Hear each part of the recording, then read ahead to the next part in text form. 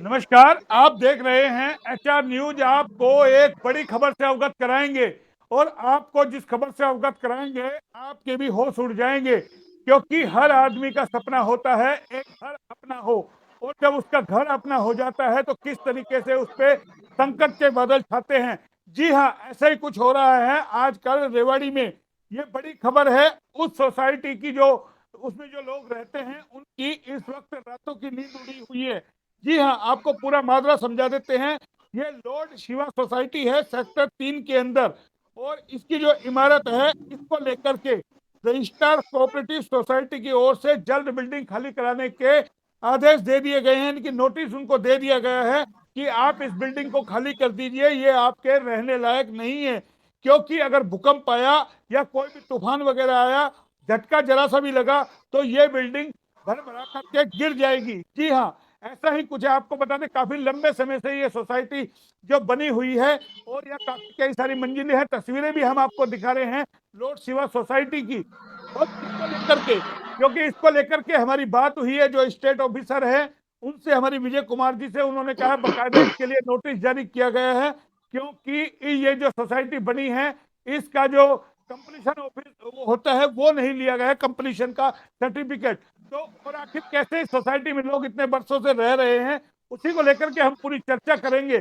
और आपको बता दें साथ के अंदर जो राजा राव विचार मंच है, यानी कि प्रवीण राव उर्फ बॉबी, उसके संयोजक हैं। उन्होंने बकायदा शासन प्रशासन से मांग की है कि जो ये बिल्डिंग है, इन जो इसके अंदर जो लोग रह रहे हैं उनको तत्काल प्रभाव से मुआवजा यानी कि राशि दिलवाई जाए, इसकी उन्होंने मांग की है। सीधा पूरा माजरा भी एक बार उन्हीं से जानेंगे, जो बकायदा उनकी निगाह लगी हुई है। परवीन राव जी, एचआर न्यूज में आपका स्वागत है। ये पूरा मामला क्या है लॉर्ड शिवा सोसाइटी का? एकाएक कैसे हो सकता है? इतने सालों से लोग रह रहे हैं और अब हुड्डा विभाग जागता है और एक नोटिस जारी करता है कि आप ये बिल्डिंग खाली कर दीजिए, कंप्लीशन आपके पास नहीं है, आप इस बिल्डिंग में रह नहीं सकते। ये पूरा माजरा कैसे है ये? नमस्कार मोहनलाल जी। जी मोहनलाल जी, ये सोसाइटी 2009 के अंदर फॉर्म हुई थी जी और इसको फॉर्म करने के लिए 24 आदमी ने मिलकर सोसाइटी बनाई थी। हरियाणा गवर्नमेंट के नए नए कानून आए थे उसके अकॉर्डिंगली, और सब्सिडाइज रेट पे इनको जमीन दी गई थी। तो इस सोसाइटी के अंदर 30 मेंबरान है। तो सोसाइटी में तो सरकार ने जमीन दे दी, कोऑपरेटिव विभाग ने इसका लोन करवा दिया हरियाणा फेडरेशन से। अब उनकी बनाने की जिम्मेवारी जो ये मेंबरान थे इसमें से एक मैनेजमेंट चुन के उनकी जिम्मेवारी थी। अब उस मैनेजमेंट ने चुन के अपना नक्शा पास करवा लिया हुड्डा से। आर्किटेक्ट भी अपॉइंट हो गया, इंजीनियर भी अपॉइंट हो गया। समय भी तय हो गया कि 2 या 2.5 साल में सोसाइटी बना के तैयार कर देंगे। अब इसमें मैनेजमेंट ने पैसा की हेरा फेरी करी, उससे उनका जो आर्किटेक्ट इंजीनियर था वो भाग गए, फिर बिल्डर भी भाग गया, ये अटकी रही। लोग फिर इकट्ठा हुए। 17.5 लाख रुपए में फ्लैट देने का वादा किया गया था, 17.5 से बढ़ा के इसको 23 लाख कर दिया। सबको मकान की जरूरत थी, जो मेंबर बन चुके थे, पैसे दे चुके थे, उनने चलो कोई बात नहीं, थोड़ा बहुत जोर पड़ेगा मगर मकान तो आखिर मिल जाएगा। 23 पे भी तैयार हो गए लोग, उसके भी पैसे जमा करवाए गए, सोसाइटी का काम शुरू हो गया। मैनेजमेंट ने क्या किया कि ना तो इसमें कोई आर्किटेक्ट और बिल्डर उसके बाद अपॉइंट किया 2014 के बाद, और ना ही कोई बिल्डर अपॉइंट किया। अपने आप ही उनने ये सोसाइटी 10 मंजिला खड़ी कर ली। हुड्डा के नॉर्म्स थे कि अगर हर एक स्लैब गिरती है, 10 मंजिला है, तो हर एक स्लैब की रिपोर्ट हुड्डा में सबमिट होगी। हुड्डा के जेई वगैरह इसका इंस्पेक्शन करेंगे और क्लियरेंस मिलेगी। अब इनने उठा के इनका 2016 17 18 में इसका पोजीशन भी दे दिया। अब इनने, अब जब तक कंप्लीशन तो तब मिलेगा ना, तब इसके अंदर कोई इंजीनियर अपनी रिपोर्ट सबमिट करेगा कि जी इसके अंदर ऐसे ऐसे हमने सरिये लगाए हैं, इतने की बीम बनी है, ये मसाला लगाया गया है, कि उसको कन्विंस पेपर का फाइल का पेटा भरेगा। अब फाइल में तो कुछ है नहीं। अब इसमें प्रशासन की भी गलती रही कि इसकी जो मैनेजमेंट थी वो साजबाज होके, प्रशासन से साजबाज होके, क्योंकि इसमें बहुत ज्यादा अनियमितताएं हैं। इनने लिफ्ट लिया, लिफ्ट के लिए कोई टेंडर कॉल नहीं किए। अब 1 साल पहले लिफ्ट भी गिर गई थी, बहुत लोगों को चोट भी आई थी। कोऑपरेटिव विभाग ने उसका कंज्यूमर कोर्ट में केस भी डाला है, बल्कि उसमें तो कोऑपरेटिव विभाग को मैनेजमेंट पे एफआईआर दर्ज करवानी चाहिए थी कि एक लिफ्ट गिरी है उससे तो। ठीक है। देखिए कहीं ना कहीं नेटवर्क प्रॉब्लम है। जी जुड़ अगर जान मान की हानि हो जाती तो इसमें तो पता नहीं कितना क्या नुकसान हो जाता। जी बिल्कुल ठीक बात अब है। इसमें बेसिक इसमें क्या है कि प्रशासन को चाहिए कि इस सोसाइटी को टेक ओवर करे अपने पास, क्योंकि लोगों के 35-35 लाख रुपए देके या 40 लाख रुपए देके, और लोगों ने अपने जेब से पैसा और लगाया उसके अंदर अपने मकान को सुंदर बनाने के लिए, अपने हिसाब से करने के लिए। अब जिन लोगों के, गरीब लोगों के 60-60 लाख रुपए, 70 लाख रुपए लग गए और उसमें लोन भी खड़े हैं, अब वो बेचारे कहां जाए? उनका कसूर क्या है? ठीक है। ये कसूर तो सिर्फ मैनेजमेंट का, यहाँ का जो एआर है वो, डीआर गुड़गांव, इनका कसूर है। इनकी कसूर की वजह से 30 आदमी, आज 30 परिवार घर से बेघर होकर सड़क पे आने के हो गए हैं। दिवाली का त्योहार है, लोग लेकिन आपकी एक बात मैं समझना चाहूंगा, जब आपने कहा था कि जैसे जैसे मंजिल बनती चली जाएगी उसका इंस्पेक्शन हाँ जी। होगा, तमाम चीजें होगी, तो तब विभाग कहाँ सो रहा था? और आखिर अब पोजीशन कैसे दे दी गई मकानों की? सवाल ये उठता है ना, साहब, आपका उनका इंजीनियर नहीं था, तमाम चीजें, लेकिन आज 5 साल बाद कहां से उड्डा विभाग जागता है? मोहनलाल जी, मैंने आरटीआई लगा के ये बात मैंने रजिस्ट्रार से पूछी है, उनसे पूछी थी व्यक्तिगत तौर पे मिलके भी, कि साहब सुप्रीम कोर्ट की एक गाइडलाइंस है कि जब तक कि किसी बिल्डिंग का कंप्लीशन सर्टिफिकेट नहीं होगा तो ऑक्यूपेंसी सर्टिफिकेट जारी नहीं किया जाएगा, और ऑक्यूपेंसी सर्टिफिकेट जारी होने के बाद ही वो बिल्डिंग लोगों के रहने के काबिल होती है। मगर यहां तो कुछ भी नहीं लिया गया। ये तो कायदे कानून सबकी अवहेलना कर दी गई है यहाँ पे तो। लेकिन लोग कहां जाए जो अपना एक आशियाना बनाना चाहते थे कि हमें इतनी मेहनत करके जीवन भर की कमाई लगा करके सोसाइटी में वो बने, आपसी उनके झगड़े सोसाइटी में हुए, मकान यानी कि अब मिल गया, तो अब यानी कि हुड्डा विभाग जग गया कि आप जो इसका कंप्लीशन नहीं है जी आपके पास, तो क्या उसका कोई यानी कि अभी गिराने की बजाय, खाली कराने की बजाय, जैसी बात आ रही है बिजली पानी के कनेक्शन, सीवर के कनेक्शन, ये सब काटने के लिए नोटिस दे दिया गया, खाली करने के आदेश, तो ऐसे में तो 150 लोग करीबन होंगे एक परिवार में, अगर हम 5 भी माने तो आप 150 लोग हैं, 30 परिवार आप बता रहे हैं इसमें। मोहनलाल जी, कल मैं इस विषय को लेकर डीसी साहब से भी मिल रहा हूं कि डीसी साहब जल्द से जल्द इस समस्या का समाधान किया जाए, और समाधान बहुत जरूरी है। अब आप मुझे एक बात बताइए कि अगर मुझे आज रात को कह दे कि अपना घर खाली करो, तो मैं अपना सामान लेके कहां जाऊंगा? मेरे बाल बच्चे हैं, लोगों के एग्जाम, बच्चों के एग्जाम भी हैं, कहां जाएंगे? बिल्कुल ठीक, लेकिन ऐसी तो बहुत सारी सोसाइटियां बनी हुई है कि सबके पास कंप्लीशन है। मेरी बात हुई जब स्टेट ऑफिसर से, बोला हम अब सबकी जांच करेंगे। भाई आज आप सबकी जांच करोगे, पहले कहा थे इतनी सोसाइटी आप खड़ी हो गई, 10-12 सोसाइटियां बनी हुई है, उसी के बराबर में इंडियन ऑयल है, कर्मचारी का सोसाइटी है, और भी बहुत सारी सोसाइटी है हुड्डा एरिया के अंदर। मोहनलाल जी, ये सारा जो गड़बड़ घोटाला है, ये जो कोऑपरेटिव विभाग है उनके द्वारा है। बेसिकली तो कोऑपरेटिव विभाग को समय समय समय पर इसकी जांच करनी चाहिए कि इसमें कार्यशैली क्या चल रही है। सारी सारी सोसाइटीज कोऑपरेटिव महकमे के अंडर आती हैं, क्योंकि वही लोग इनका ऑडिट करते हैं साल साल दर साल। उनका जो भी, जिसको जो समस्याएं हैं वो एआर को लिखते हैं, साहब मुझे ये समस्याएं हैं, वो समाधान करते हैं। अब इसमें ताज्जुब की बात यह है कि पिछले 1 साल से इसमें कोऑपरेटिव विभाग ने एडमिनिस्ट्रेटर बिठा रखा है, अपना खुद का इंस्पेक्टर बिठा रखा है, मधु यादव जी। और वो मोहतरमा जी से मैंने पूछा कि मैडम, आपने 1 साल से आपने इसका सीसी और ओसी क्यों नहीं अप्लाई किया?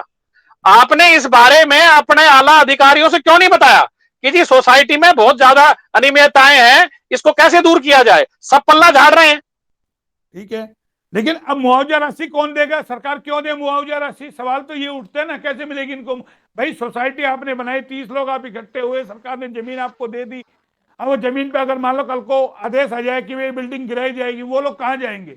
सवाल तो बहुत बड़े ना। ऐसी तो कितनी सोसाइटी है, और जब आप कह रहे रिसीवर वहां 1 साल से बैठा है, हर साल ऑडिट होता है, तो पिछले 5-6 साल से किसका ऑडिट हो रहा था फिर? ये तब नहीं किसी विभाग को दिखा, अधिकारी को दिखा कि वहां जाकर के जांच की जाए, आखिर वहां बिजली का कनेक्शन लगा होगा, पानी का लगा होगा, तमाम सीवर का कनेक्शन वहां लगा होगा, हर चीज वहां पे लगी होगी, जनरेटर सुविधा वहां होगी, बिल्डिंग बन रही थी। कोई एक दिन में तो बिल्डिंग बन नहीं गई होगी, वो कितने दिनों में बिल्डिंग बनी होगी? बिल्कुल नहीं बनती। खैर, मोहनलाल जी, इसके अंदर बहुत भारी भ्रष्टाचार हुआ है, और इसमें कोऑपरेटिव महकमे के एआर भी शामिल हैं, डीआर भी शामिल हैं, इंस्पेक्टर भी शामिल हैं। इनने मैनेजमेंट से मिलकर बहुत भारी गड़बड़ घोटाला किया है। और जो मुआवजे की बात चल रही है, तो इसमें जो डायरेक्ट रिस्पॉन्सिबिलिटी है वो जो पिछली दो मैनेजमेंट है उनकी रिस्पॉन्सिबिलिटी है, और फिलहाल जो 1 साल से एडमिनिस्ट्रेटर बैठा है उनकी रिस्पॉन्सिबिलिटी है। जो मुआवजा है, मुआवजा की सारी रकम है इनसे वसूल करी जानी चाहिए। इनने 30 परिवारों का, इसको बोलते हैं अमानत में खयानत, इसको बोलते हैं अमानत में खयानत। लोगों ने विश्वास के अंदर एक मैनेजमेंट बन गई, उनको अपनी गाड़ी कमाई का पैसा हाथ में पकड़ा दिया कि जी आप बनाइए बिल्डिंग, हम इसमें रहेंगे, आप हिसाब से बनाइए, करिए, और उनने उसका दुरुपयोग किया और उनके विश्वास को तोड़ा है। तो इसमें जो सोसाइटी जब बनाई, जो एक निर्धारित आप जैसा बता रहे हैं कि सोसाइटी बनाई, उसमें एक कमेटी बनाई गई, कमेटी का भी कोई प्रधान बना होगा सोसाइटी का, वो कहाँ है इस वक्त जिन्होंने जमीन दी है? हाँ जी, बिल्कुल बिल्कुल। वही तो सवाल हो रहा है ना कि इसके अंदर पार्क भी बना होगा, कितने टावर इसके अंदर बने हुए हैं? इसके अंदर 3 टावर बने हुए हैं और हर एक टावर 10 फ्लोर का है। हाँ, तो 30 फैमिली हो गई, आपकी बात मान गया। कितने कितने गज के अंदर ये बिल्डिंग है? ये बिल्डिंग 2500 मीटर के अंदर है। ये आधा एकड़ में सोसाइटी है। आधा एकड़ में सोसाइटी है। तो देखिए, सरकार ने परमिशन दी, लेकिन अब 30 जो हाँ परिवार है, इन पे जो संकट के बादल आए हैं, रातों की इनकी नींद उड़ गई होगी, उनके बच्चे पढ़ रहे होंगे, कोई परिवार नौकरी कर रहा होगा। ऐसे में सोचने वाली बात है, कोविड से भी लोग उठ करके चुके हैं, तो ऐसे में कहाँ जाएंगे? एक का एक जो मार आई है, ये तो हड़कंप मच गया होगा। ऐसी तो बहुत सारी सोसाइटी है, उन पे भी संकट आएंगे। सबके पास तो एनओसी होगी नहीं, सबके पास तो कंप्लीशन होगा नहीं। अगर औरों के पास भी नहीं हुआ तो आप ये बताइए ना कि कितनी अंधेरगर्दी वहां चल रही होगी कोऑपरेटिव सोसाइटी में। कैसे, यानी कि बिल्डिंग बन गई, किस तरीके से 10-10 टावर वहां पे खड़ी होगी, 10-10 मंजिला, 3-3 टावर वहां खड़े हो गए। मोहनलाल जी, इसके अंदर डीसी साहब से कल मिलेंगे, डीसी साहब से मिलकर कल यही दरियाफ्त की जाएगी कि डीसी साहब आप इसको अपने अंदर अंडरटेक करें, प्रशासन इसको, और जो भी इसमें मिली भगत में पिछली मैनेजमेंट के लोग हैं, चाहे कोऑपरेटिव सोसाइटी का एआर इन्वॉल्व है, इंस्पेक्टर इन्वॉल्व है या डीआर इन्वॉल्व है, उस पर तत्काल मुकदमा दर्ज करवाओ। मुकदमा दर्ज करवा के उनसे कम से कम परिवार को एक राहत का तो मिले कि भाई हमारा पैसा डूबा नहीं है, हमारे पैसे की वसूली हो जाएगी। तो वो पैसे का गड़बड़ नहीं, इसमें बिल्डर कहाँ है जिसने ये मैन्युफैक्चर पूरी बिल्डिंग बनाई होगी? कोई तो होगा ना बनाने वाला। भाई इसमें कैसा रॉ मटेरियल लगा है, किस तरीके का लगा है, उसकी भी तो जवाबदेही है ना। वो भी तो आकर के जवाब बताएगा ना कि बिल्डिंग वाकई लोगों के रहने लायक है नहीं, आंधी तूफान में अगर भूकंप आता है तो गिरेगी नहीं गिरेगी। तो भाई एक इतनी बड़ी बिल्डिंग बन रही है तो जाहिर है वो सोच करके बन रही होगी ना, 150 साल की। क्योंकि इसके अलावा भी जो प्राइवेट बिल्डर है, जहां इनका एरिया नहीं है हुड्डा का, वहां भी तो ये बिल्डिंगें बन रही है। आप घड़ी बोलनी रोड पे देखिए, कितने सारे यानी कि हाउसिंग रूम सोसाइटी आई हुई है, बड़े बड़े बिल्डर वहां बना रहे हैं। मोहनलाल जी, कोऑपरेटिव सोसाइटीज में क्या होता है कि मैनेजमेंट बना के उनको चार्ज दे दिया जाता है कि अपनी देखरेख में तुम बनवाओ इसको। अब इनकी मैनेजमेंट ने लिख के दे रखा है कि जी बिल्डर भाग गया और सोसाइटी के हम मैनेजमेंट ने अपने आप ये हमने बिल्डिंग बनवाई है। अब इनसे पूछे कि इनके पास क्या टेक्निकल नॉलेज थी मैनेजमेंट के पास कि इनने 10 मंजिला बिल्डिंग खड़ी कर ली। ये तो गलती, परमिशन किसने दी? यही तो मेरा सवाल है ना, बार बार आपसे सवाल क्या कर रहा हूं भाई। वो चला गया, जो बनाने वाली सोसाइटी थी वो खत्म हो गई, उसके बाद तो लोगों ने बना ली। तो भाई हमारी सड़क सरकार नहीं बनाई, ठेकेदार नहीं बना रहा, हम बना ले, अपनी मर्जी से कैसे बना सकते हो आप अपने घर की बाहर की सड़क? सर मैं यही कह रहा हूं कि इसमें सरासर जो कोऑपरेटिव महकमे का एआर है, डीआर है, इंस्पेक्टर है, सरासर वो लोग दोषी हैं। उनको तत्काल प्रभाव से यह काम रुकवाना चाहिए था कि तुम लोग बगैर किसी टेक्निकल सपोर्ट के, बगैर किसी बिल्डर के तुम लोग सोसाइटी कैसे बना सकते हो। वो लोग किस्त पे किस्त रिलीज करते चले गए, लोगों का लोन करवा दिया हरियाणा फेडरेशन से, आज लोगों के लोन खड़े हैं वहां पे लाखों रुपए। अब उसमें ये सारा देखरेख का काम सोसाइटीज का था। अब एआर साहब आंख मूंद करके बैठ गए, डीआर साहब तत्कालीन अपने रोहिल्ला साहब हैं, रोहिल्ला साहब ही हैं, एआर थे जब इसका सोसाइटी का काम शुरू हुआ था, और रोहिल्ला साहब ही अभी डीआर है। इस पे इंस्पेक्टर ने ऑडिट हुई तो उनने निकाला, ऑडिट रिपोर्ट है मेरे पास कि इसमें 2 करोड़ का गड़बड़ घोटाला है, और डीआर साहब ने उनको क्लीन चिट दे दी, रोहिल्ला साहब ने। अब क्लीन चिट दी है तो क्लीन चिट कोई बगैर कुछ सेवा पानी के या बगैर उसको तो मिल नहीं सकती। एक 10 करोड़ की सोसाइटी में 2 करोड़ का घोटाला होता है तो कोई मामूली घोटाला नहीं है जनाब, 20% का घोटाला है। सवाल वही है ना, क्या नेक्सस पूरा काम करता है क्या? जी हाँ, जी हाँ।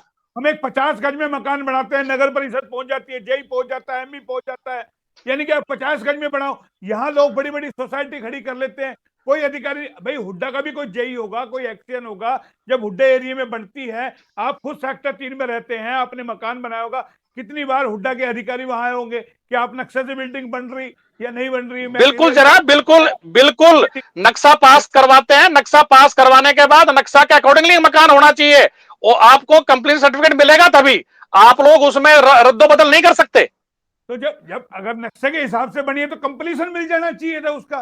फिर अजी नक्शे के हिसाब से बनी है, मगर उसमें टेक्निकल सपोर्ट रिपोर्ट कहाँ है? और नक्शे के हिसाब से तो पता चलेगा ना कि नक्शा क्या जमा हुआ था और सोसाइटी क्या बनी है। अभी तो ये सब अब इसकी इंक्वायरी डीसी साहब करवाएंगे तो सारे तथ्य सामने आएंगे। मगर हाँ, इसके अंदर पुरानी दोनों मैनेजमेंट, आप हुड्डा के जेई लगा लो, कोऑपरेटिव विभाग के एआर साहब, डीआर साहब, इंस्पेक्टर, पूरी मिली भगत थी। इनने मिली भगत करके 30 परिवार को आज सड़क पे ले आए हैं ये। तो अब और ये सवाल ये ना, उस वक्त के अधिकारी कौन होंगे, किनकी ट्रांसफर हो चुकी, कितनों की परमिशन हो गई होगी, तो वो आज बिल्कुल हो गई है जी। सवाल तो यही है ना कि नहीं साहब, परिवारों पे जो काले बादल छाए हैं, आप सोचिए किस तरीके से, अगर आपके ऊपर जैसा भी आपने कहा कि मुझे कोई नोटिस मिल जाए, आपके तो पूरे परिवार की रोटी हलक में आ गई होगी ना। वो 30 परिवार कहां जाएंगे? सोचने वाली बात है। इतनी बड़ी बिल्डिंग खड़ी हुई है, और भी सोसाइटी है, उनकी भी नींद उड़ गई होगी। क्या पता उनके पास भी कोई कमियां हो, कोई कंप्लीशन है या नहीं है। मोहनलाल जी, मेरे पास सोसाइटी के इसके 8-10 मेंबरान आए थे, रोज मेंबरान बढ़ रहे हैं आने के लिए। सब बहुत ज्यादा बेचैन हैं, बुजुर्ग लोग हैं, रिटायर्ड लोग हैं, रिटायर्ड लेक्चरर है, यहाँ पर रिटायर्ड डीओ रहते हैं, सब रिटायर्ड कर्मचारी है। वो कह रहे हैं कि हम तो अपने खून पसीने की गाड़ी कमाई यहाँ लगा चुके और हमें आज खाली करने का दे दिया है। वो सब चाह रहे हैं कार्रवाई हो इस पे। कार्रवाई इस पे यही बनती है कि जो तत्कालीन अफसर, उस वक्त अफसर थे, उन पे मुकदमा दर्ज किया जाए। आज जो अफसर है भाई, 1 साल से रिसीवर बैठा है, रिसीवर या इंस्पेक्टर मधु यादव बैठी है, क्या उसके नोटिस में सब कुछ बात थी? उसने कार्रवाई क्यों नहीं करी? वही तो मैं पूछ रहा हूँ ना, 1 साल से जब आप कह रहे रिसीवर बैठे हैं, उनकी नॉलेज में सब चीज होगा।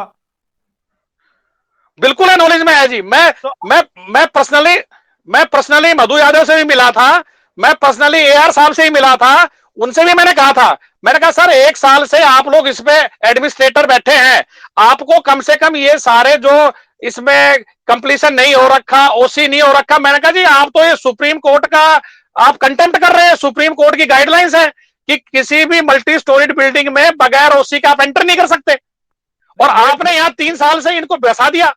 मैं वही कह रहा हूँ, घड़ी बोलनी रोड पे भी ऐसे कितने सारे बिल्डर हैं जो 20-20, 25-25 मंजिल बना रहे हैं। क्या वहां उनके पास का जो ये कंप्लीशन ऑफिस, वो जो है उनके पास कंप्लीशन सर्टिफिकेट वहां पर? बिल्कुल है, बिल्कुल बिल्कुल है जी, सबके पास है। बगैर बगैर कंप्लीशन, बगैर ओसी कोई भी मल्टी स्टोरीड बिल्डिंग में नहीं घुस सकता।